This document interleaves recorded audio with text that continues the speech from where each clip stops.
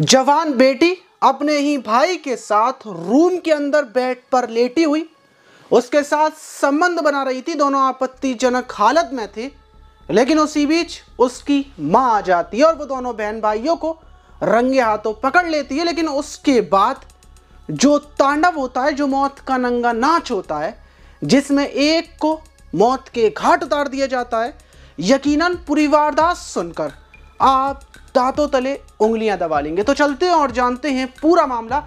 Video को जरा सा भी स्किप ना। तो बात कर रहे हैं हम कर्नाटक के तुमकुर जिले की। वहां पर रहने वाली शीला, जिसकी उम्र 21 साल थी। शीला की फैमिली में उसकी माँ और उसके पिता थे, लेकिन पिता दूसरे शहर रहकर जॉब किया करते थे। घर पर सिर्फ शीला और उसकी माँ रहा करते थे। वहीं शीला के घर के बराबर में ही उसके सगे चाचा रहा करते थे और उसके चाचा का लड़का, जिसका नाम अनिरुद्ध था, जिसकी उम्र 26 साल थी, उसका शीला के घर पर आना जाना लगा रहता था। शीला उसी के साथ बातचीत करती, उसके साथ मार्केट जाती, यहाँ तक कि दोनों की पढ़ाई लिखाई भी साथ में चल रही। किसी को कोई ऐतराज नहीं था, किसी को शक भी नहीं था, क्योंकि दोनों का बहन भाई का रिश्ता था। वहीं 20 दिन पहले शीला और अनिरुद्ध दोनों रूम में बैठे हुए एक दूसरे से बातें कर रहे थे कि शीला की माँ रूम में आती है। वो शीला से बोलती है, मैं बाजार जा रही हूँ, कुछ सब्जियां ले आऊं बनने के लिए, अनिरुद्ध तुम यहीं पर रहना, अभी जाना नहीं। और वो मार्केट की तरफ निकल जाती है, लेकिन वो पैसे भूलने की वजह से कुछ ही देर में वापस आ जाती है। वो शीला को आवाज़ लगाती है, अनिरुद्ध को आवाज़ लगाती है, लेकिन अंदर से कोई रिस्पॉन्स नहीं आता, कोई जवाब नहीं आता और वो रूम की तरफ बढ़ती है। वो रूम को देखती है कि अंदर से रूम लॉक है, लेकिन वो खिड़की में से जब झांक कर देखती है तो उसके पैरों के नीचे से ज़मीन निकल जाती है, उसके मुंह से चीख निकल जाती है। माँ की चीख की आवाज़ सुनकर शीला घबराती है, कपड़े पहनकर गेट को खोलती है।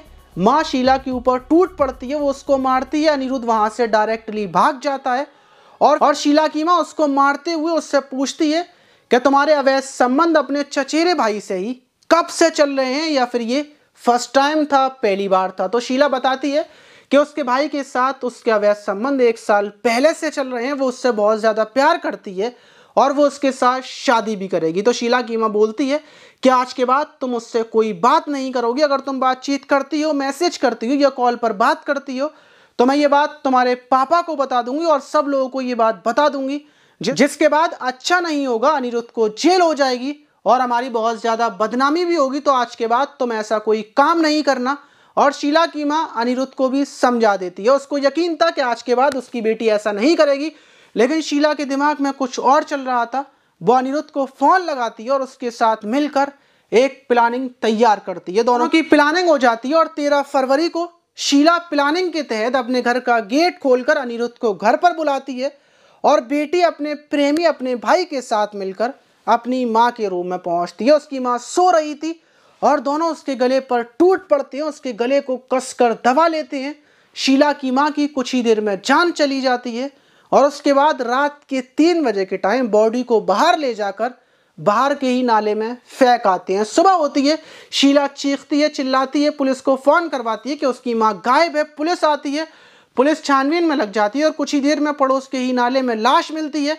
लाश को पोस्टमार्टम के लिए भेजा जाता है और जैसी दोनों ने प्लानिंग कर रखी थी वैसा ही सबको लगता है कि शीला की माँ रात के टाइम बाहर आई थी टॉयलेट के लिए और उसका पैर फिसलने से वो नाले में जाकर गिरी और इसी वजह से उसकी मौत हुई है। लेकिन दूसरे ही दिन जब पोस्टमार्टम रिपोर्ट आती है तो पता चलता है कि गला दबाकर हत्या की गई है और पुलिस छानबीन में लग जाती है। जब शीला से पूछताछ की जाती है तो वो घबरा जाती है और वह अपना गुनाह, अपना जुर्म कबूल कर लेती है। पुलिस शीला और उसके प्रेमी भाई को दोनों को उठाकर जेल भेज देती है। अब दोनों जेल में रहेंगे। वही मोहल्ले में जब ये बात पता चलती है कि बेटी ने और उसके चचेरे भाई ने मिलकर उस माँ को मौत के घाट उतार दिया, तो मोहल्ले में सबका मुंह खुला की खुला रह जाता है। आप इस पर क्या बोलना चाहेंगे? क्या शीला को क्या सज़ा मिलनी चाहिए? कमेंट बॉक्स में ज़रूर बताइएगा। मिलते हैं किसी और वीडियो में।